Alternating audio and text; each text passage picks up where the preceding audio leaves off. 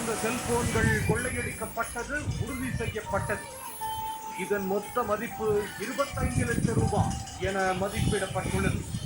இந்த கொள்ளை சம்பவங்கள் குறித்து தமிழ்நாடு பாரத் லாரி உரிமையாளர்கள் மற்றும் முகவர்கள் சங்கத்தின் செயல் தலைவர் சத்யராஜ் தெரிவிக்கையில், உடும்பூர்பேட்டை ஆத்தூர் இடையேயான நெடுஞ்சாலை தற்போது கொள்ளையர்களின் புகலிடமாக மாறி வருவதாகவும், ஓடும் லாரிகளில் ஏறி பொருட்களை திருடும் சம்பவங்கள் இங்கு தொடர்கதையாக நடந்து வருவதாகவும் கவலை தெரிவித்துள்ளார்.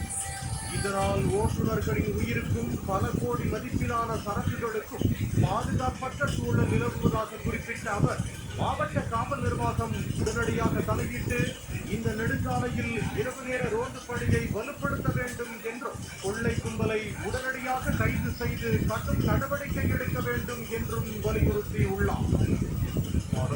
தாண்டி வாகனம் ரெண்டாகும்போது வண்டி வெண்ணையிலே சமூக விரோதிகள் வாகனத்தினுடைய கூட்டம் உடைச்சி அதுக்கு பொருட்களை எடுக்கிறதுக்கு முயற்சி பண்ணியிருக்காங்க. 25 லட்சம் ரூபாய் மதிப்புள்ள லேப்டாப்பு, மொபைல் ஃபோன் இது எல்லாமே டிரைவர்களால் எடுக்கப்பட்டுள்ளது. இது தெரியாது. வண்டியில் ஒரு ஐட்டம் அந்த லாக் இருந்தாலும் ஒரு மெசேஜ் போட்டு அது சம்மந்தமாக ஸ்டெப் எடுத்துருக்காங்க. இது அந்த மாதிரி இல்லாத இடத்துல ரொம்ப கஷ்டமாக இருக்குது. இந்த இடத்துல வாகன உரிமையாளரும் ஓட்டுநரும் ரொம்ப பாதிப்புக்குள்ளடைகிறாங்க.